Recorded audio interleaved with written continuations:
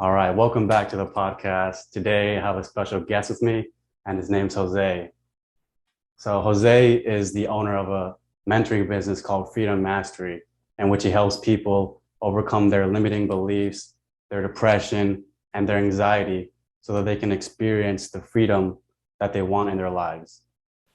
And so, Jose, tell us a little bit about yourself. What are some key events that have made you to who you are today? Yeah, thanks for having me on, Ezekiel. For everyone who's watching, so Ezekiel was one of my clients earlier last year, and saw a lot of major improvements in terms of like his ability to communicate and just becoming more of like a well-rounded person. Like something that I notice about people who are very spiritually inclined, and I'm one of those people, is that it's really tough for them to ground themselves in like what's going on in reality. And you were able to integrate that pretty well, so I was impressed. Um, for me, yeah, like with Freedom Mastery. So you gave a couple of bullet points as like what I specifically help people with, and it's so much deeper than that. And like the depression, limiting beliefs, and anxieties and insecurities that people might experience, right? Like those are that's like the bottom. That's like the top of the top of the iceberg of what I really help people with, and I always like to tie it into like how someone can either make more money in their business or just become a more resourceful person in general, or how to cultivate higher quality relationships, network with higher level individuals, that type of thing, right? So the it's sort of like that's why I called it freedom mastery in the first place, right? Because when you're able to tap into like a level of confidence that you're no longer bound by fears, you're no longer bound by limitations, then the default outcome is something where like you're probably a lot more productive in business, right? You're able to provide a lot more value to people that they would exchange money for, or let's say in like in even like in a romantic relationship context, right? You become a much more interesting person. You know how to influence people to want to spend time with you, that kind of thing. And it's not even about influencing them to want to spend time with you. It's just about like you become such an attractive person that people are like magnetized by that stuff. So same thing with like networking with high level individuals, right? Like a lot of times, especially like earlier on in my journey, what I didn't have, like what I didn't have in terms of like financial wealth or like material wealth, I made up for it with a wealth of energy and a wealth of communication, right? So like, even before like I was really successful in business, I was still already hanging around with like other people who were really successful, financially successful, millionaires, multimillionaires, that type of thing, really well connected people. And it's because what I brought to the table was much more valuable than like any dollar amount I could bring to the table. And now it's like I could bring dollar amounts to the table as well. So that's kind of fun. But you might ask like how I got to this point. And there's some people have like what I've seen is like some people have like an aha moment where like everything changes all at once, right? And then I think the vast majority of people, what they sort of get like disillusioned by or almost like discouraged in is like the longer transformation. That's kind of where I fall into, right? Like I got into like reading books. I got into personal development psychology when I was 16 years old, right? I'm 27 now. And so already when I was like 16 years old, I knew something was off. I knew something about the type of person that I was being and how I was showing up with people. And like I was just always anxious and nervous. I just didn't have like a lot of confidence in myself. And the way that manifested was like, the although like people, if you would have asked anybody, like any of my personal friends, although people thought I was confident and I was a popular kid in high school and stuff like that, deep down inside, I was like begging for attention. I really wanted people to like me. I was an overachiever, right? You're talking about like I was one of the top people in my class, like my graduating class. I needed to go to a state university. I was the captain of the wrestling team, always excelling and like wanting to be jacked and ripped and also good at like fighting and stuff. So for me to get acknowledgement, right? So, in some sense, like that lack of confidence provided some utility in my life in that it made me a hard worker. It made me very disciplined, but it also made me very much like a shell of a person, right? So it was just tough for people to get to know me like really well, and the ones that did get to know me really well were not the ones who got like the surface. My closest friends knew me really well and they loved me, but like everyone else around that, like I was trying to become friends with girls, I was trying to date, that kind of thing, I just like repulsed people away, so or at least that's how it sort of felt in my experience. And the how did I like go from that person like shy, couldn't talk to a girl, couldn't like be confident, like if there was like a bully in the room, like I would like cringe and shudder, like, oh my gosh, what if they like, I remember one of my neighbors when I was in high school, one of my neighbors that lived in the apartment across from mine was like this gangbanger hoodlum kind of dude. And like anytime I would see him outside, I would like scurry back into my apartment because I was afraid of like maybe he'd try to fight me or something. He actually had the same name as my older brother. And eventually we became like kind of friends. Like I guess I just like exposure to him enough times. Like I kind of like got used to it eventually, like as I was like graduating high school kind of thing. But that's what I mean. It's like before even that started happening where I was comfortable around those types of situations, I was like very nervous, like just eternally insecure about myself, like couldn't defend myself kind of thing. So how did I go from that to being, to sorry about this, my alarm went off. I think that's my laundry. But Oh, wake up time. actually I didn't sleep last night, so there's that. But sometimes I just get so like hopped up and excited about like doing business and creating stuff. Like at night is when I'm the most creative, right? So if I'm on like a creative, say it again. I already said interesting.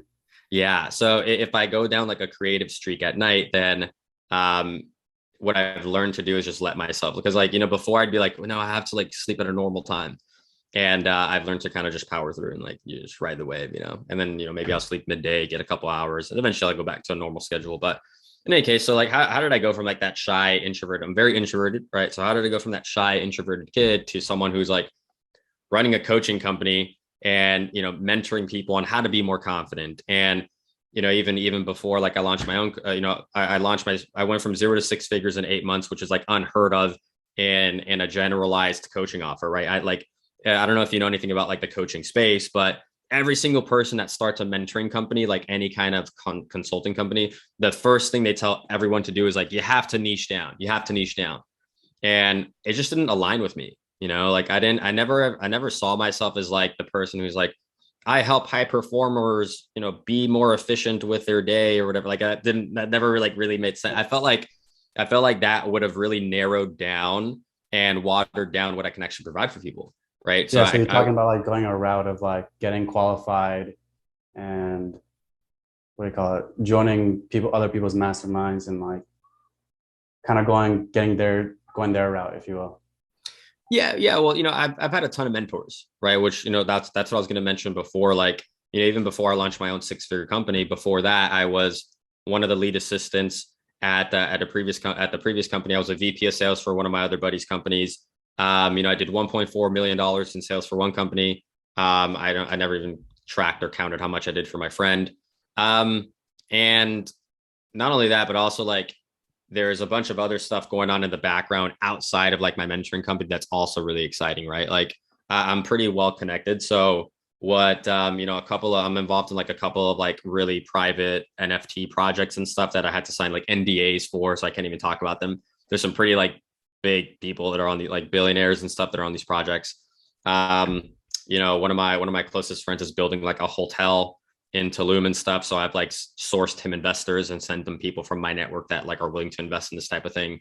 And little things like that. And another buddy who runs like a tech firm that I've sent them like people that would be potentially benefiting from like their whatever, their service, right? So Mhm.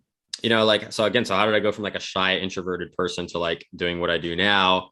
Well, I mean, there's what it boils down to is really like confidence, mindset, and then also like a deeper level of spiritual connection and emotional connection to who I really am. Like I would boil it down to those two things if you want to like summarize it, And so like, yeah, Yeah. I've had a lot of mentors. I've done a lot of like masterminds and things like that.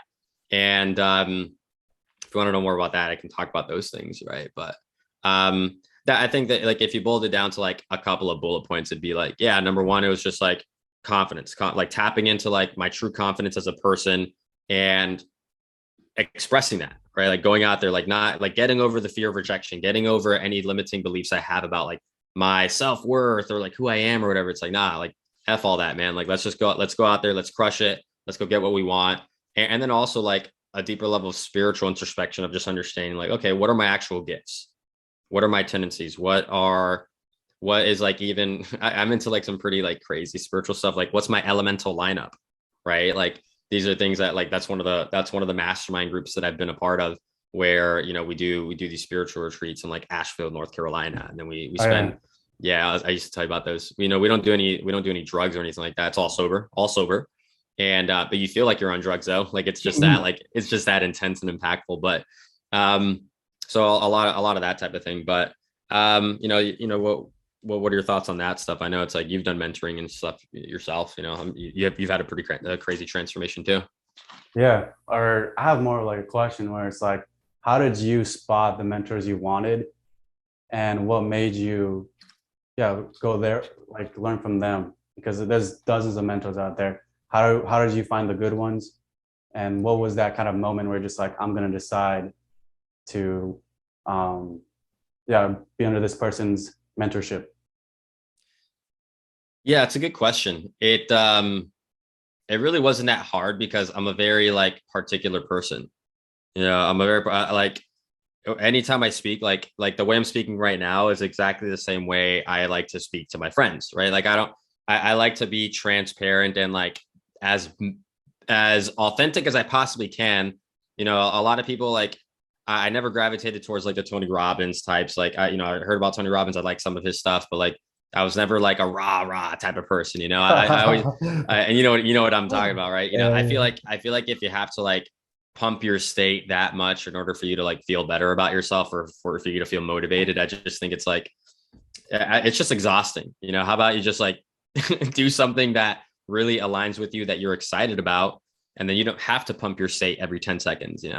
um so like that's sort of how I went about choosing who I wanted to get mentored by. Like I just chose people that like I thought were the most authentic and closest to what I wanted to model, right? And you know some of those mentors that I've had, they're world class brands. They're some of the most famous people in the world in their niche, and they have clients all over the world. And those are the people I was like, like when I was getting mentored by them while I was also working with them, right? So like they were grooming me as like this lead assistant, and I was coaching their clients and stuff. And so by virtue of that, I was like getting coached by them, and they were telling me what to do and how to behave and how to act. And I was also getting personally coached through like some of my own challenges in that time period. Um, and that's how I went about it. Just like when you start to listen to your heart and you listen to like your intuition about what is going to be the best step going forward, it's like you just kind of follow that, right? So I've had like really good business coaches. I've spent more than six figures on my own personal growth and development, right? So like I was all in. I invested like I put my money where my mouth is, if you will. Yeah. Okay. I kind of want to back up to where I think it was your time doing sales was the door-to-door sales. And there's a moment where you hit rock bottom. And so how did you get out of that point? And how did this shift your perspective on like self-mastery and self-help in general? Yeah, good insights there. And you remembered, yeah, look at that. So when I did door-to-door sales, it was I did that for 3 years. So while I was in college, it was yeah, I followed like the Mark Cuban style of things. Mark Cuban, if you know who he is, he's like the owner of the Dallas Yeah. Mavericks, and like the on Shark Tank show. But he was a bartender at night, and then he did door-to-door sales during the day. That was like those were like his jobs when he was in university. So like I literally did the exact same thing. I did bartending and then I did sales. When I did sales, the whole story behind like how I ended up hitting rock bottom, it's a pretty like there I can go into a lot of detail, but just to kind of like get to the point of it, like when I started doing door-to-door sales, it was more so like I realized that I had a very poor sales skill set. Like I just didn't know how to communicate very well with people, right? Which was part of the reason why I had so much trouble earlier on in like high school and stuff like that, like communicating, just like being totally myself and being really authentic and all those things and being confident. Part of it was that it's like I didn't know how to communicate very well. And so that's why like I got into sales in the first place. I saw a major gap in like my communication skill set. And I'm like, you know what? Like I'm going to go do the toughest job that I can possibly find. I'm going to go do the toughest job that I can possibly find. And I had a roommate at the time who was like a manager for a sales company. And half of his like the company that he worked for, like half of that company left and went and started doing door-to-door sales for someone else, right? So I was like, okay, let me see what those guys are doing. If they're all leaving, why would they be leaving? And so I went into door-to-door sales, and I did it for 3 summers. Now that third summer was like my biggest rock bottom moment, because like I graduated university, right? Like picture this, right? Like when I was in university, I was on top. Like all those confidence problems that I had, that I mentioned, like, not being able to talk to a girl, not being able to be authentic, not being able to like really strike up uh, real rapport and friendship with people. Like it was lost on me. I didn't know how to do it. And the biggest reason was because I was afraid to express myself. I was in fear. I was in survival mode. Right. So doing door-to-door sales helped me relax into who I really was, because I just got really comfortable with rejection. Like rejection became a thing that didn't emotionally trigger me anymore. Right. So, by the time I graduated university, I was, a bartender. And when you're in college, especially at like a really big party school, you're basically a celebrity. Like it's like you're literally just like you walk into every bar, every club for free. You're saying what's up to all the managers and stuff. Like, imagine this, like one of the most popular clubs at my university was this place called Recess. It was like this awesome rooftop bar, and then you can see like the stadium for the football games. It's beautiful, like for sunsets and stuff. And on Fridays for happy hour, the lines would literally be like 500 people deep. I'm not even kidding. Like there'd be 500 people lining up to get pre-banded for happy hour, so they can come back and just walk into the club. Me and my buddies, because we knew everybody and stuff, we were like this entire 500 person deep line would be glaring at us in just pure hatred of like, these assholes. Like we just walk straight to the front. Like no one can tell us anything. We talked to the manager. They gave us bands and stuff, and we just leave the line. Didn't have to wait. Didn't have to stand there in the hot sun, just like in and out. Like we own the place. And then everyone's just like glaring at us like, you assholes, So, Was it like in a good way though? They're like, you assholes, but I want to come talk to you. Exactly, right. Exactly. It's like power, like when you start to like become more successful and like, higher status or whatever. Yeah, people are gonna hate on you, but also at the same time, they're like, well, shit, I wish I can cut the line. But that's kind of like my mindset turned into that type of thing where like I figure out ways to like not wait in line. Like if everybody else is waiting in line, right? That means if I'm waiting in line, I have no value. Like that means I wasn't able to communicate with effectiveness to be able to leverage my value and skip the line. Right. In that situation, it was because like I'd known so many people, I was so well connected that like at any bar I wanted to go to, I just walk to the front, boom, get in. Right. And everyone else is waiting in line.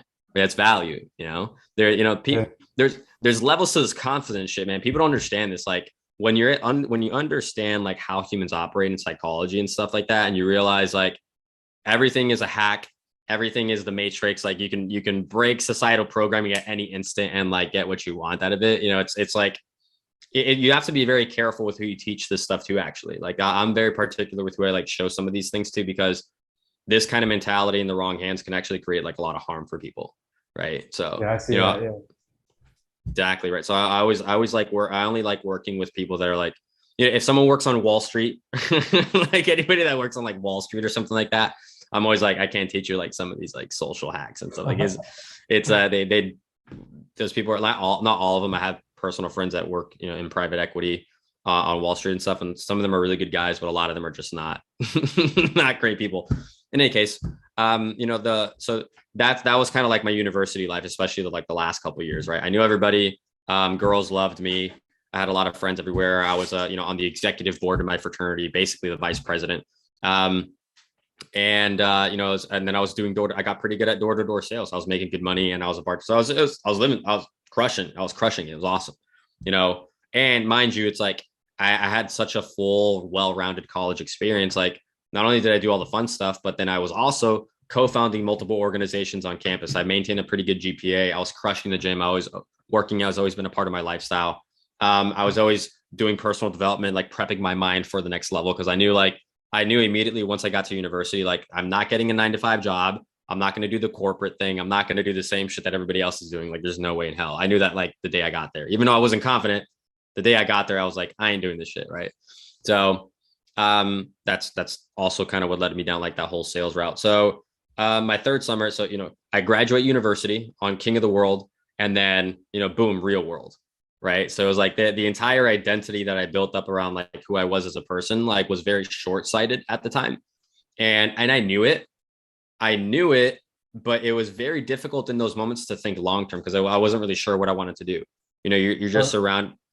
short-sighted as in like you're just focused on university and you didn't really think about how your attitude towards university was going to affect the outside or Well, I, going I into knew it. I knew how I was going to affect it. Like, mostly because I had really successful friends that knew what they wanted to do afterwards. So like, I think part of the reason I know the probably one of the biggest reasons why I've been able to be so successful is because I always surrounded myself by like really powerful people. Like I always, of all the people I ever surrounded myself with, I always gravitated towards like, okay, who's my age and doing significantly better. Right. So I got into the habit of like surrounding myself with those kinds of people. Right. So now it's like now at 20, I'm 27. A lot of times people talk like they think I'm like 34 and stuff. Part of it is the beard, right? But the other part of it is just I have such a level of confidence and maturity that's like not common for a 27-year-old, right? Like, in fact, it's very intimidating. It's very intimidating to people, right? And I like that. Like to me, that the reason I like that is because it commands a certain level of respect that if I wasn't this confident, if I wasn't this certain in who I am as a person, and being able to communicate that with absolute certainty and clarity to people, you just wouldn't get like top level outcomes, right? So, Mhm. I mind you, like all this stuff, I internalized all this stuff over time. Like over time, it became clear, more clear, more clear. And I also saw like how other people were having these profound transformations. I'll kind of get into that later, but I saw how like other people were just like completely changing who they were as a person like that. So it always challenged me to like, okay, how can I like, I know like like for the average person, it probably takes 30 years for them to feel like they're king of the world, right? Like, yeah, like even look at like statistically, men don't hit their prime in terms of like their financial wealth and just like their productivity as a human being until their 40s, right? Like that, if people become successful, that's like the standard, right? In your 40s. So to me, being really, really successful in my 40s was inevitable, just because like I already had an advanced enough mindset that like that was my trajectory. So my whole entire like earlier Chinese was figuring out how to do that now, Yeah. basically. So when you focus on solutions in that way, then you start to solve them. But it wasn't easy, by the way. Like there was a lot of trial and error, and I might make it look easy, right? Like a lot of people look at like Yeah. the success I had and they're like, oh my gosh, like you do it so gracefully. It's like, nah, it was hard. Like it was a difficult test. And that's what you were asking about. It's like that breakdown period. So my third, I just graduated university. I'm on top of the world. And I immediately all came to a halt when I went back into door-to-door sales. Now, um, the problem was when I was doing door-to-door sales that third summer, I knew I didn't want to do it. I knew I didn't want to knock doors, but I didn't have any better options, to be honest. Like I wasn't totally sure what I wanted to do longer term, So I was like, okay, let me go do a third summer of door-to-door sales, just make a little bit of money, and then I can go travel, right? So there wasn't really a strong why for why I was doing it in the first place. I was just kind of like, whatever, like, at least do something in the meantime to like I can give myself time to figure out what actually want to do. And that turned out to be like one of the worst and best things, right? Because like it led me down the path now, right? So, but at the time, I basically got fired. I basically quit. It was like I quit. I waited till like they sent me home, essentially. And, I let it get to that point. I Yeah. could have left. I would add earlier, but I was just like, let me just wait until like they just send me home. So like, and part of the reason was I got really, really depressed, right? I got really depressed and my anxiety shot through the roof. And the reason that happened was because I couldn't speak to it in the way I can speak to it right now at the time. But knowing what I know now and coming from like this mind frame now and just like completely evolved from like that time period, I was experiencing major depression and anxiety because I was doing something that didn't align with what I saw for myself. I was doing something that was not fun for me. I was doing something that my soul, my spirit was like, stop. Like it was like nails on a chalkboard to my soul. It was like spiritual torture that I was putting myself through. And part of it was, I didn't do that great in door-to-door sales in the first place. Like the fact that I even finished like my first summer of doing door-to-door sales, the team that I was on had a 75% attrition rate. We started with 80 people and we finished the summer with 20. Right. So just by even finishing the summer, I was in the top 75th percentile of people like going out that summer and in my office. And our office was the number one rookie team. It was a rookie team is like a first year office with like first year managers. We were the number one rookie team in the entire company. And we were like number 4 of all the experienced offices in the whole company. We were in Louisville, Kentucky. And so our team was like ballers, like studs, right? Like our team was like studs. And so, I was surrounded by a good group, and, that summer I felt very accomplished. And then that third summer, I was just doing it just to like, oh, like, let me see if I can beat my previous summer, which I didn't care to. I didn't really care. Like, I didn't care, but I was like exhibiting masculine discipline, like go, like, fuck your feelings. Let's go, like, crush it and take action. Like that was kind of my mindset at the time. Like, don't be a little bitch, just fucking go crush it. And, it was like everything in my spirit was telling me, like, don't do this, like, go home, like, go do something else, just go home and spend time like relaxing and chilling and figuring out what you want to do before like you go take major action on something like this. I think I think one thing that, especially in the world of personal development and self-help, is that people are so focused on like do more, be more, like take more action, and they miss opportunities when their soul and their body are telling them to rest. Right. So they overlook the very clear, once you know yourself and you master yourself, it's very clear when your body and your soul is telling you to rest. And it's very clear so that's what you would call like a period of contraction, right? Period of contraction. Or if your body and your spirit and even like your mind are in a period of expansion, which means like, yeah, you could work 100-hour weeks every single day for like, every single week for however long. And you can stay up all night being creative, coming up with creative. Like I'm in an expansion period right now. How does that feel in your physiology? Like, is there certain areas that get tight in your body when you're contracting or expanding? Yeah. So I don't have like the best. Everybody's different, right? So like I've done a ton of spiritual work, and I don't have the best bodily connection like to the energy, like. So some of the people and like some of my close friends, my peers that are like into spiritual stuff, like they feel like, oh, I feel like in my heart, I feel like a bubble, like expanding and opening and all that stuff. For me, it feels more like a faint, vague, just pulse or something like that. Like it's very subtle. It's not like a very loud. Like when you like, what do you call it? Throw a rock on the water, just like a. Yeah, exactly. Probably even less faint than that. It's very like subtle.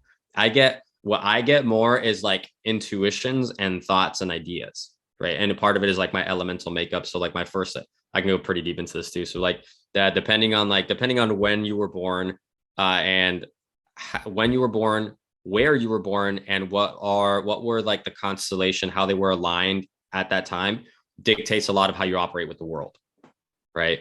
And so you said like your element's kind of like earthy, right? Yeah, so Earth is actually like my fourth element. So the way where I learned this from is like it's this mastermind I'm a part of called Genius Generator, and a lot of what they teach is from an African tribe called the Dagara, and the Dagara they're this indigenous tribe in West Africa where they when you're born to that tribe, your name is your purpose. Your name is your purpose. So one of the men from the tribe that they talk with and they consult with, and he guides them and all that stuff, his name's Malidoma. And Malidoma is like a best-selling world famous author. And Malidoma was that word in their language means bridge, right? So as soon as this guy was born as like a kid or a teenager or something like that, they like outcast him from the tribe to the United States to learn about the American culture, because his purpose is to be the bridge between the Dagara culture and like their teachings and their interpretation of the constellations and all that stuff, to bridge it over into Western society. That's like his purpose.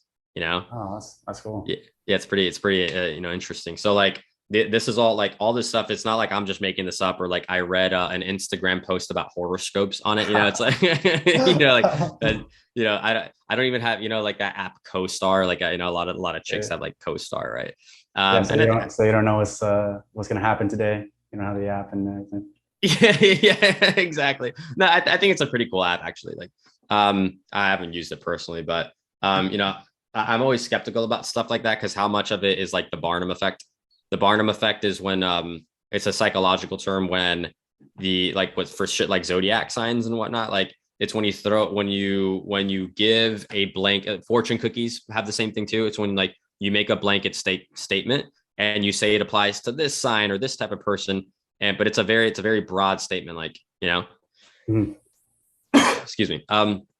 So the Barnum effect, so how much of like zodiac signs and fortune cookies are Barnum effect, but there, I do believe in like, but it's not that I believe that there are synchronicities, there are coincidences that happen all the time. So, kind of coming back to my main point, right? Like I don't feel it in my body very strong as like energy. I get more of like intuitions and hunches about things. So I got really good at trusting those intuitions and hunches to guide me through life, right? So the like the average person, like let's say in those spiritual immersions that we do, when we're doing like real intense energy work, there's a lot of like physical expression going on, a lot of emotional expression, energetic expression, right? And some people have like they feel the energy coursing through their body, and I've had experiences like that, but most of the time it's like my brain and like my spirit or something like combine together and start problem solving and like gears turning like at a rate that isn't like normally possible. Like it's like superhuman genius type of stuff, I know right? what you're talking about. Yeah. Yeah, yeah. So that's sort of how like it comes up for me. So you feel it more in your body though? You feel it more like you feel the energy in your body very well? Uh, yeah. Like for me, I mean, I feel in my body. My mind speeds up like that too, where it's kind of like I'll start to have all these like fast-paced thoughts, and it's kind of like, whoa, like I can't slow this down, but I'm thinking so fast. I'm getting all these like, it kind of feels like I'm downloading something at a very high rate. I love that word downloads. Yeah, I get downloads all the time. Yeah. Well, that's like, my elemental lineup is so that I'll give you like, I won't go too in depth into like actually explaining it for like time's sake, but there's 5 elements. Your birth year determines your first one, right? So what's your birth year? uh, 2000. 2000. So you're a nature, right? So 4 and 9 is mineral. That's me. So mineral. So there's six elements. There's earth, water, fire, air, nature, and mineral. And mineral is a combination of all of them. When you put all those things together, it's like you get mineral. So mineral is like, having mineral in your first elemental lineup means your first element is nature, Mhm. right? So that means you're very like um magical things that are very like spontaneous and like spontaneous, magical, non-physical type of thing that brings you physiological ease, right, in your body, right? So Yeah, when I would agree with that. yeah, When I feel like spiritual things, I just relax. Like I feel like a presence of an angel or something like that is kind of feel very relaxed. yeah, I can show you like after like our call, I can show you like on a personal basis, just get, just some Yeah. more information, more information about who you are, I think. But for me, mine is mineral, right? So what brings me physiological ease is like understanding everything and questioning everything on like a thought level. It's like significance, right? Finding significance in things brings me physiological ease. And like that is like me to a T. Like that's part of like even my life's purpose, right? I never even like finished the story about like the whole rock bottom thing, but like, part of like one of the biggest reflection points that I got from that rock bottom phase was that one of my biggest weaknesses turned into my biggest strength, my ability to communicate with people, because I have a lot of knowledge, right? I'm a pretty intelligent person. Like I'm not like there's chess grandmasters who can like beat other grandmasters without even looking at the board and like beat 3 people playing all at the same time and stuff. Like that's like a superhuman level of intelligence. I'm a pretty intelligent person in general, meaning like my IQ, I have an IQ of about 135, right? And so the average person is about 100. I'm like 94th percentile, right? Like in terms of intelligence. You're probably in about the same range, by the way. So My assistant, she has a 150, so she's like top 98 percentile, 99 percentile. Like Sheesh. she's super smart. Um, but I realized that like one of my part of like my purpose, right? Like I think there's more to it, and I haven't felt it yet, right? But part of my purpose is to be one of the best communicators in the world and one of the biggest thinkers of our generation, and to combine those things to speak about the ideas and things and concepts that probably like most people won't be able to like articulate, and to deliver it in a way that makes sense, that actually provides change to your life in like a really high quality way, right? Like I always think about like what's the point? This is something I told you all the time, right? Like what's the point of doing all this personal growth and development if you're not realistically living a higher quality life, right? Like making more money and having higher quality friends, and not like, I don't think, a lot of times like I get very focused on business and stuff, right? Like business, let's crush it, let's go make this, let's make a shit ton of money, let's be ruthless like capitalists, right? But also like I don't equate money with like good friends. I think that's like, generally speaking, right, someone who's got like a good head on their shoulders, who knows how to provide value to other people, who's fun to be around, has good energy, all those things, naturally they tend to make a lot of money, right? So when you combine that with just like some type of value proposition that makes sense to a lot of people, that person's naturally going to attract a lot of money, right? So for me, it's like high quality people are people like you, smart, intelligent, good head on their shoulders, good energy, right? Someone you can trust, someone you can like rely on and lay your life down for, that type of stuff. So like I think that's high quality people, right? So if you don't have a tribe of people like that around you, it's like the quality of your life is it's just not, it's factually it's just not going to be better. It's just not going to be better, right? Like it's literally one of the core tenets of being a human, like community. Yeah. I also, this is kind of a little bit, I don't know how we can tie this in, but you mentioned one of your videos, the conscious mind, understanding the conscious mind, the reticular, I think it's activation system, Mm-hmm. and then the subconscious. How did you start to make use of that, and how can people start to make use of that in their everyday lives? Like Yeah. understand that more. So I mean, to tie it into like even that the whole like breakdown phase I was having earlier, like what was happening in those moments, right? Like so just to kind of like summarize that whole thing and bring it back to the surface. So like I did door to door. It was my third summer doing door to door sales. I was like 23 years old. I quit that job. I moved back home so I was forced to move back home to my dad's apartment. And my parents aren't rich. My parents are like kind of poor. Like I'm the richest person in my family.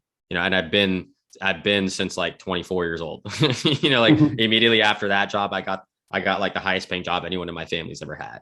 You know, so like that's like the kind of family I come from. So there's just not a lot of opportunity. So when I moved back home, most college kids, when they move back home, they move back to like the room that they had in high school with like the same, bed spreads and stuff and like the same clothes in the closet type of thing. Like, nah, I didn't have that. So I go back to my dad's apartment, so I go back to my dad's apartment. I'm sleeping on an air mattress in the living room because we didn't have furniture. I was sleeping on an air mattress on the floor, literally, for like 6 months until like we figured some stuff out.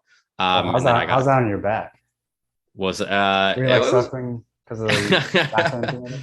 No, it wasn't too bad. I got in a pretty good habit of doing yoga at the time. That was one of like, I've had two big break. I've hit the gym every single day, like 5, 6 days a week, every week since I was 14, except for like 2 periods of time.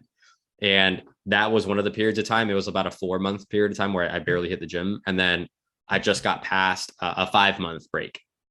So I didn't Yeah. hit the gym between October and March. It was like 6 months, 5, 6 months.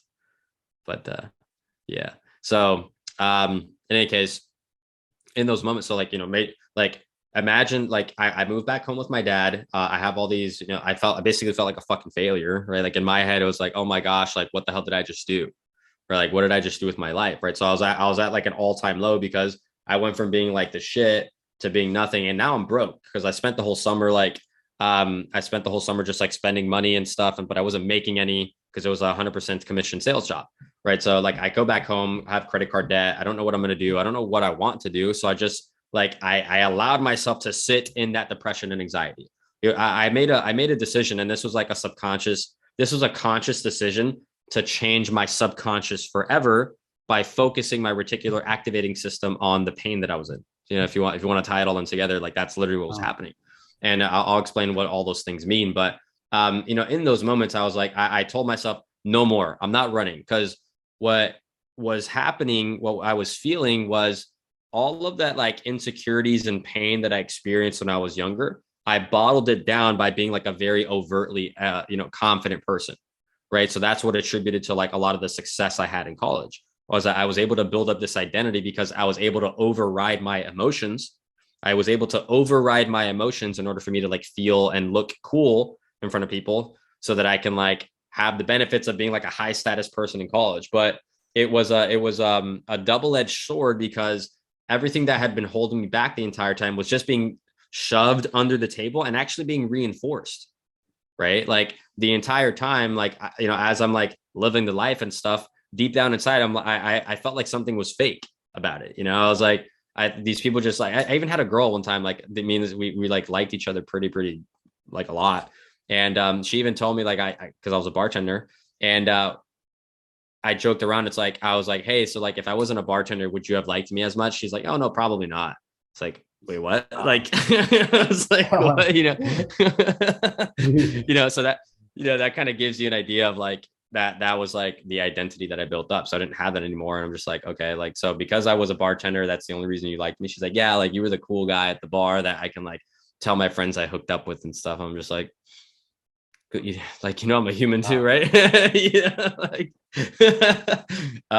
so, but I got over that one pretty quickly in any case. But in any case, yeah. So like, and that, like, I was just basically like, think about like a dam. And I was just like, just pushing the water back, not dealing with it. There's a leak in the dam. There's leaks in the dam and I'm not fixing them. I'm just like, like, it's good. I'm good. And then all of a sudden it's like the shit hits the fan and just like all the leaks crack and break. All the emotion comes out. That's how it was for me. And I decided that like, I'm not going to run from it anymore. Right. I'm going to sit here. I'm going to deal with this stuff because I don't want to feel this anymore. Right. I don't want to feel this anymore. So yeah, what were some emotions that came up? Just dude, like the depression, like I was suicidal, not like seriously suicidal. Like I went to therapy for it and everything. Like I got diagnosed with major depression, major anxiety. Right. So I got diagnosed with those things from a therapist. And the only reason they didn't like try to prescribe me medication immediately was because what they dictate as like something like an emergency situation is if you plan out your death. Right. So like, oh, like, yeah, I'm going to go buy a rope and do it, in a month or something, whatever. So that never occurred to me. Like I thought about my death a lot. I would have never actually killed myself. I just had too much to live for. I have like, my mom, my dad, my brother, my sister. So it's like, it just, it was just never a part of like my thought process to actually do it. Although I thought death was like my only escape from all this pain it's just pain, like insecurities that were like, it felt like a wound. It felt like a wound that I was like driving my finger in, right? There's a bullet lodged inside the wound, but you have to get that bullet out. You have to like dig your fingers in and pull it out. That's how it felt like spiritually. I was crying every single day, crying myself to sleep.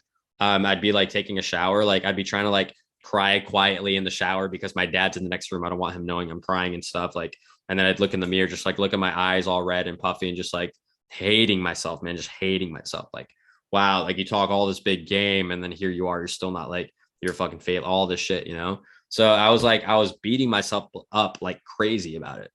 And I sat with it. Right. And if you want like a good example of like conscious, subconscious, and reticular activating system. So conscious mind is right now we're consciously aware of this conversation, right? It's what you're presently aware of in the moment. Okay. So like, think of the color brown, everything, think of the color, now think of the color green. Think about all the things that are green, the grass, maybe something on my shirt, right? So like you're thinking about green, right? So green is on your conscious mind. It's whatever you're presently aware of. And it dictates about 1% of your reality.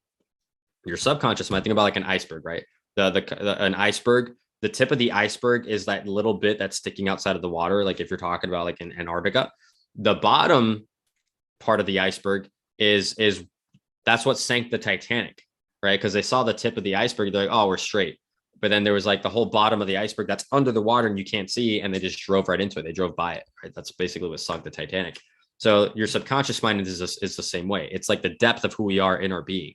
And it's the accumulation of all the experiences, all of the memories, all of the emotions you've had your entire life, right? So that controls 99% of your behavior, of your speech, of your thoughts, of your feelings, of your daily habitual thoughts, right? So in those moments, my subconscious mind was firmly rooted, right? Like my subconscious mind, my entire life up until like that experience, like that moment in my life is where like everything kind of turned, right? I've had a few like really pivotal moments. And that was one of them where it's like everything like got turned upside down. And so it forced me to go back and rewire certain programs I had in my subconscious mind. Cause like your subconscious mind, it's like a literal supercomputer, right? And this is what I began to like tap into, right? This is what I began to tap into. It's a literal supercomputer. So when you wire it with the correct thoughts, the not even correct, there's no right or wrong, right? If you have negative thoughts, like there's a reason you're experiencing negative thoughts. They're only negative because it's not like negative it's just a connotation that humans give significance to, right? There's no such thing as good or bad. There just is, right? But it's more like your reaction to the event or whatever thing that you're attributing is negative. Is it like that? Well, the thing is, like, there is no positive or negative, right? Like, let's say I was experiencing depression and anxiety. That's a negative thing, depression and anxiety. It's like, well, what is negative, right? Negative is a subjective opinion that humans give to things, right? So, in that moment, like it might have felt negative, but it turned out to be the biggest blessing in disguise, right? So was it actually negative? Like now, right? So you can what you want, like generally speaking, like if we're talking more in human terms, right? Like yes, there's like positive and negative, right? Like what's going to give you a better optimal outcome? Is it thoughts of depression, anxiety, insecurity, shame, guilt, fear, or is it love and abundance and connection and love? And I already said love, but like enlightenment, peace, right? Are those emotions going to bring you a better outcome in your life, your business, your relationships, right? Generally speaking, it's the top emotions. But the reason why like you don't want to label those like lower emotions, right? You can call them lower emotions like fear, shame, and guilt. You don't want to label those as negative because you have to learn to love that. Like you can't think of like a pendulum. Emotions are like a pendulum. So, and this was part of the this was why I decided to like feel all my emotions, because I understood, at least on a logical level, and then I eventually emotionally internalized it, that in order for me to predominantly feel confident, love, abundance, peace, all those things, I have to acknowledge and accept that I feel guilt, shame, fear, anger, all those things, right? Like in order for you to feel one, you have to feel the other. And it comes from your subconscious to your conscious to be able to deal with it. And then what does the reticular activation come in? Is it just the focus of on something, like is it when the negative comes or the anxiety, depression comes up, you're trying to focus on something else and shift it here? Or is it like, how do you use the, So what is it? How do you use it? Yeah. So your reticular activating system it's a gland in the brain that it's not a gland. It's the glands are for like hormones and shit, but like it's a portion of your brain that controls what you're presently focused to. Right. So think of your conscious awareness as like the car, and then the reticular activating system is like the person driving the car, if you will. Right. So like that your reticular, like, right, again, like your reticular activating system is paying attention to my mouth moving right now and hearing the words that I'm speaking. And your conscious mind is like sorting out that's probably the best way to describe the conscious mind. It's like sorting out all the stimulation. Because the thing is, like, your conscious mind is receiving, I forget the exact number, we can probably look it up. I think it was like 300 to 500 bits of information per second, right? You're receiving you're like, there's 300 to 500 bits of information coming into your conscious awareness per second. Your brain can't handle that load, right? Like I'm at like, we can look up the exact number, but I'll do it right now. Here, look. How many bits of information? Like I have it like already saved. That's fine. Geez, I was way off. The brain processes 400 billion bits of information. I just didn't get the billion part in there, right? So that's how much stimulation your brain. I mean, well, now there's multiple ones, right? There's one saying no, but so that this is what it is. Our brains are experiencing that much, like, so there's multiple things. There's 400 billion. There's 11 million. I don't know. It's a lot. but our conscious minds can only handle about 40 to 50 bits of that information per second. Right. Okay. So what that means is like your conscious mind is like it's using heuristics. Heuristics are basically shortcuts. So we're using mental shortcuts to make sense of the world, because if our brains were actually receiving all that information all at once, they would literally explode. That's how you can think about it. So your reticular activating system is like basically picking and choosing what things to focus on, right? So in those moments where I felt major depression and anxiety, I was specifically choosing to focus on these emotions so I can understand it, right? So I can understand why I'm feeling this way, where it comes from, all those things. I was reprogramming my subconscious mind in those moments, right? I was developing and growing and cultivating a different relationship with the traumas and the experiences I had growing up. That's all it was, right? So that in simplistic ways, that's all it was, right? So like the reason that was so impactful and pivotal is because it helped me transfer to a state of mind and a present reality right now, and that I've been in for quite some time, that my predominant feeling most of the time is confidence, love, abundance, all those things, right? And I'm human, everybody's human, right? So like I still feel depression sometimes. I've been in a very anger. I've been tuning into my anger a lot lately, right? I've been exploring the feelings of anger. Actually, there's a really good book on this called Letting Go by David Hawkins. And he talks about the emotional hierarchy, right? So that he calls it a hierarchy for the same reason I was mentioning earlier. It's not that emotions are negative or positive. It's just that the higher emotions produce like a more harmonious life where things are going great. And then the negative emotions usually bring like sadness, depression, complications. What it's signaling to you is that you're not in like alignment with your reality, right? That's all it is, right? Yeah. So that when you actively reprogram, and it's not that hard to do. Like reprogramming your subconscious mind isn't that difficult to do. You just have to know what you're doing, and then like it's that you have to leverage like a lot of the tools and resources that like aren't really available. This is why it's so important to get mentors, by the way. Like this is exactly why it's important to get people who are specifically sitting there and guiding you through the process of uncovering some of these deep emotional traumas or whatever. Like most of the time, the thing that's holding people back is called the blind spot. A blind spot is something that you're not consciously aware of that's holding you back. Right. So like, a lot of the stuff, like, for me in those moments, like to me, in those moments where I was experiencing major depression and anxiety, like I knew, like, I feel like shit about myself. Like that was pretty apparent. I feel like shit about myself. When I started getting around mentors and stuff, I started to uncover like self-sabotaging patterns that were keeping me in that state. Right. So for example, one of the biggest ones that I uncovered from doing like a lot of the spiritual work, that this also ties into like more elemental stuff, right? But I used to think that I needed to become more confident, right? I used to think that, because if you look at like my prior experiences, like I didn't feel confident, right? So like I always thought that, oh no, like, okay, I'm a shy, introverted person, so I need to be more confident. When the reality was like, actually, like confidence came pretty easy to me. It was just like, I just had like a backwards relationship with it, if that makes sense. Yeah, I mean, like when you say backwards, it was like you were already good as you were, but you were kind of not accepting it and kind of like rejecting the fact that Perfect. you Yeah, already all were confident. Yeah. exactly. And that actually lines up perfectly with my elemental makeup, right? Because my fifth element, which is your south node, you have your north node and your south node. Your south node is what you came into this lifetime already knowing how to do. And my south node is fire. And fire is the passion, the energy, the confidence, the fire, like the fire, Yeah, like And good stuff. so I spent, the first 24 years of my life thinking like, fuck, I need to be more confident. I need to study more confidence and more sales and more all this.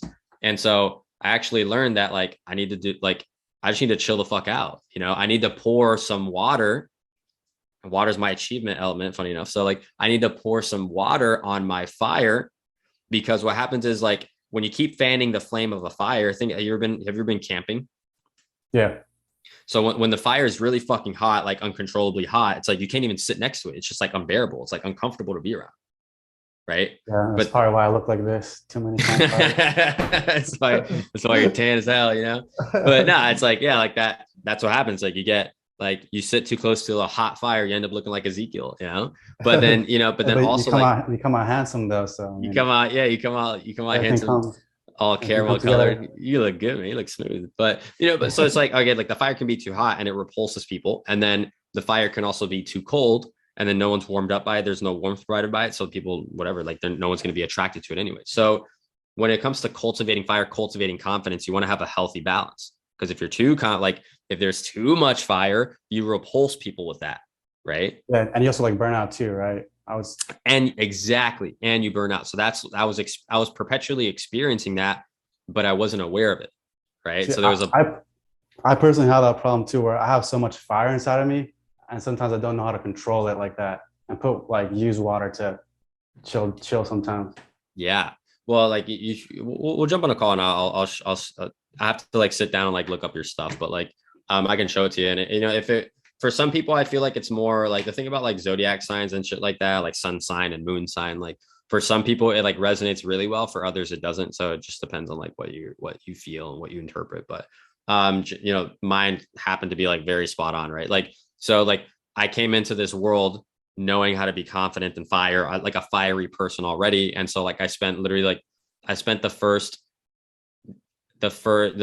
you know, what is that? 80%, 85% of my life trying to be more confident, but I knew how to do it the whole time, you know? So it's kind of like, you know, it's like a journey back to remembering who you really are. Right. That's what I think that's what provides like, I think that's why I feel with absolute certainty. That's why like the results I get from my clients are so effective. And it's because like I really tune in and listen into like what they're specifically saying. I like really feel what it is they're going through. And I listen to like all the ins and outs and like always point them in the right direction of what's best for them. Right. Cause like some people, they need to like work harder, grind their ass off and be more disciplined. Other people need to like chill the fuck out and listen to like their heart and their intuition about like what to do next, but to do so from a place of giving space. You need to give space to things. Right. So, you know, like interestingly, it's like, okay, I came into this world with fire as my south node. So I came into this world knowing how to be a confident person. And I was always burning too bright, burning too bright, burning too bright. So it actually like limited my effectiveness as a person. Right. So it limited my effectiveness as a person. I felt burnt out and all that stuff. And then my second element, which is it's your achievement element. Your achievement element is how you go about accomplishing things in this life, right? Like how you achieve success, how you achieve accolades and acknowledgments and stuff. Mine is water, and water is the emotional element. Go with the flow. Go with the flow. Like it's very powerful and it's very go with the flow, right? So like my achievement element has to like water down my south node in order for me to be like in alignment, if that makes sense, right? So like I have to integrate water. Like that's why like I can't. That's why. Why do you think like last night, and like it's been like this for the past couple of years, and it's interesting like how effortless like that. It's interesting how effortless like business and just my life has become because of it. You know, that's my whole point. Yeah. That's like I love freedom. I love freedom, right? That's the biggest thing I like to cultivate in myself and in other people is a level of freedom where you know the financial freedom is like one aspect and I truly you know I know a lot of rich people and I think once you're around the 8-figure mark is when you're truly financially free. So very few people are actually financially free. You know, I know a lot of like influencers and shit talk about like financial freedom, but it's like, dude, you're like barely making 6 figures, you know, like, I don't know, like, you know, it's impressive, but also it's like real, like there's real fucking wealth out there, bro. There's like really rich people, but, the, you know, it's interesting how like, as I've learned about some of this stuff right here that we're talking about, it's really like changed the way I interact with the world. Whereas before it's like, this is what I like. Part of the reason why I did so poorly in door-to-door sales was because it like that whole job is very much like keep working, keep grinding, push past your limits, like fuck your feelings, right? I don't thrive in that kind of environment. Like that doesn't line up with who I am as a person, and it never has. And now that I listen to myself, I create so much more flow and ease, right? So if I feel like staying up and working on creative shit, well, that's the water, like emotional, like my achievements Yeah. are very emotional things, you know, so very tied into emotion. And so the more in flow I can be with how I'm feeling in those moments, right? The more productive I am, the more sharp I am, the better results I get for myself and my clients and all that stuff. So like, you know, the you know, I don't really like incorporate a lot of like that stuff when it comes to like mentoring people.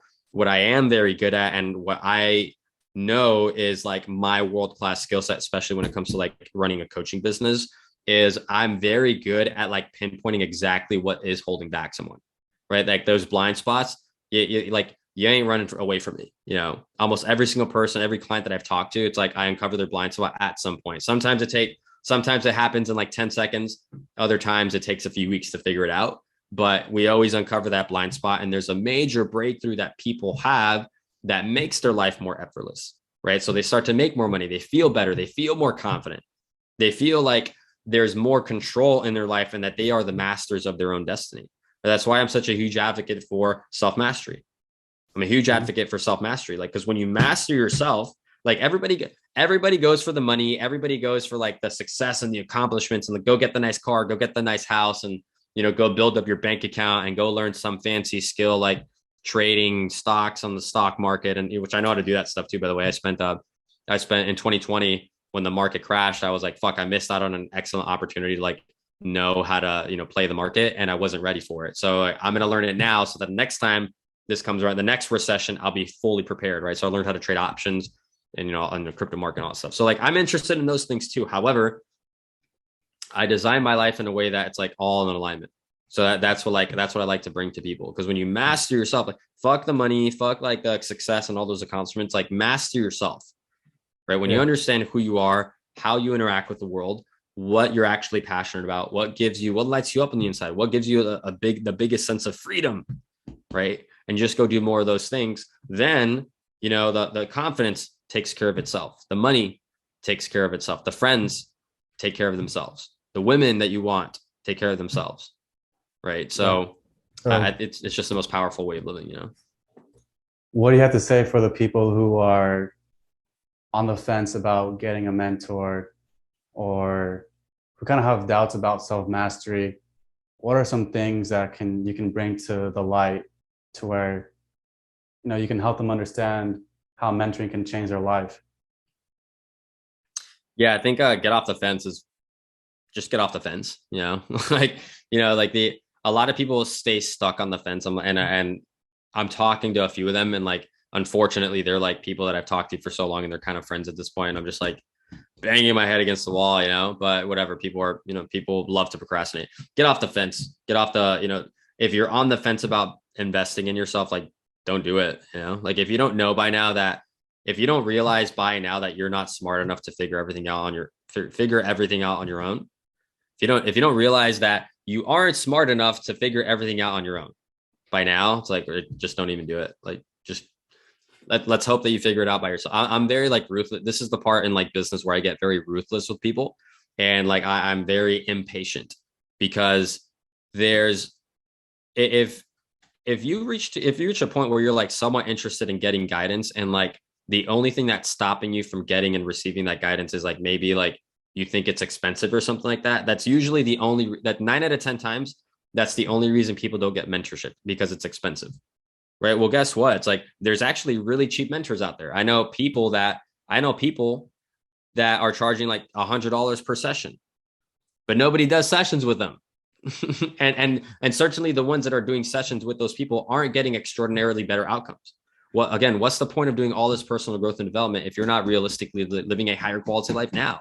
Okay. So, you know, the only reason people don't ever actually invest in themselves, or they're afraid to, or they're like skeptical about it, is because of the price. And if the price is the reason that someone is skeptical about investing in themselves, that's exactly why they should do it.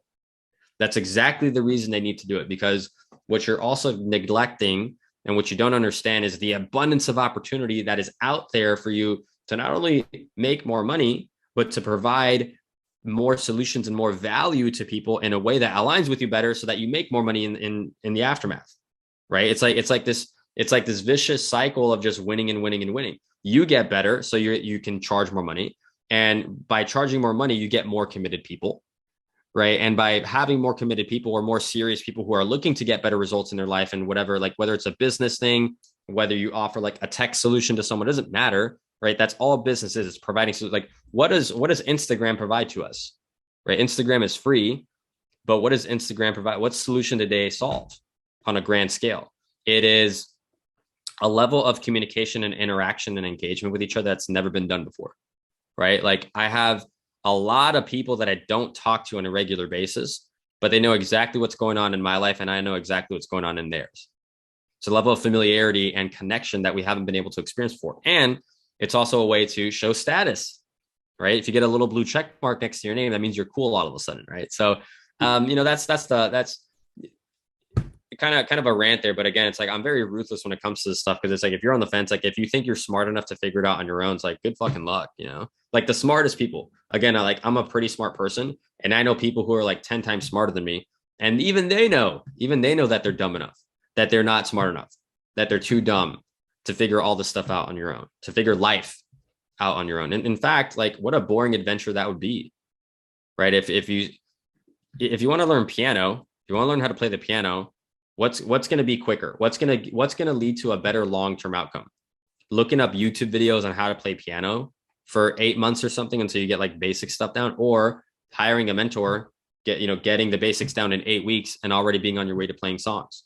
It's like the thing you're sacrificing in that regard is just a little bit of money, right? But again, it's like people pay for what they like value. People pay for what they value. So if you don't value mentorship, you almost don't even value yourself, realistically, honestly. Like if someone literally thinks that they're smart enough to figure all this stuff out on their own, like they need to go spend time with other smart people, like actually smart people, because the long-term benefit that someone has to gain by investing in themselves far outweighs the monetary requirement to do it right now. You know, like the future version of you, I'm not saying you in general, I'm saying like someone in general, like even me, like the future version of me, the reason I've spent, 25K on mentorship, 30K on mentorship before, the reason is because I know that myself at some point down the line is not going to even blink at that price tag. Is not going to even blink at that because he's developed such amazing skill sets and deep knowledge as to how to provide more value to people that it far exceeds what the average person can do. So that's why I'll be able to charge higher prices. By the way, like my mentoring company is not the only thing. And this isn't even like an ad for my mentoring, like this is just like for mentoring in general. Like I've had many mentors, world-class. I always sought world-class people. I didn't want to get mentored by like average Joe Schmoes. I want to get mentored by the best in the world that I can possibly find.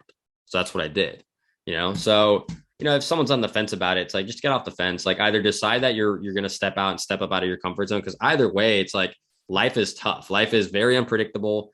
You either suffer this is a pretty famous quote, right? Like you either suffer the pain of discipline or the pain of regret, right? So like, if you don't want to invest in yourself, like, okay, but just realize that you're drastically limiting the level of freedom and the quality of life that you can have long-term, and you're going to regret it versus in the short term, maybe you can't even afford it. Maybe you go get a credit card, maybe you get a bank loan or something like that. You can't even afford it right now. However, you were able to tolerate that short-term pressure of stretching the bounds of what you feel is comfortable, right? And so now like getting a 5K loan or whatever, right? I've been $90,000 in debt, and most of it was to invest in myself. But that's the reason I was able to scale a 6-figure company in 8 months. That's the reason some of my clients are scaling their own coaching companies to 6 figures in 4 months. Some of them are doing better than me, than how I started. And why? Because they got me. That's because they got me, So it's I don't know, man. It's just like the smart people are the ones who are gonna like figure it out, and then the dumb people are gonna always have an excuse. And I don't say it's not even that it's not even that people. I think everybody has a level of intelligence. Like if you're over 100 IQ, if you're over 100 IQ, you've got some level of intelligence. Like if you're below 88, then you're in trouble. That's a whole nother tangent we can go down. If you're below 88, you're kind of in trouble. Like not even the army would take you. That's how like we have a volunteer army, right? So like you're volunteering yourself to like go to war, and they won't even accept it because your IQ is too low. You don't provide actual utility, right? So, but there's a very actual gun. Say it again. Probably instead of like an actual gun, they'll hand you just a stick. No, not even. They just don't want them. They don't want them. It's just unfortunate. But it is what it is, right? So if you're above that, which most people are, right, which like well over 50% of people are, then you have everything you need in order to like make some huge adjustments in your life in order for you to experience and be more, right? So whether you do it or not, just like get off the fence about it. Like either decide that today you're going to figure it out and figure out a solution to like better your life, or you're just going to like continue just doing whatever, and there will be consequences to that too, so it just depends. All right, cool. Well, thank you for coming on. And where can people find you? They can get at me on Instagram is the platform I use the most. So you can just look up at Jose Moralejo, or I have a second Instagram account, which is Self Mastery Sensei. And I'm also on, yes, sir. I'm also on Facebook as well. So you can look up Jose Moralejo. I don't really use Facebook that much, but Instagram. Oh, my YouTube channel, Jose Moralejo as well. And I got a website coming out soon, a new website that'll like have all this stuff on there as well. I barely even had a website up until now. It's really interesting. Everybody like, a lot of people that like run any kind of consulting company, they're like really, they like want the website first. Like, you don't even need that. But in any case, you can find me on those platforms. If you guys have any questions specifically, feel free to DM me. I'm pretty like responsive on there. So if you have a smart, valid question, be more than happy to drop you some voice notes or something like that. Yeah, for sure. All right. Well, thank you for the guests for listening, and thank you, Jose, for coming on to the podcast. Appreciate it. Thank you, Ezekiel, for letting me rant here. I appreciate you. Yeah, no problem. All right. Deuces.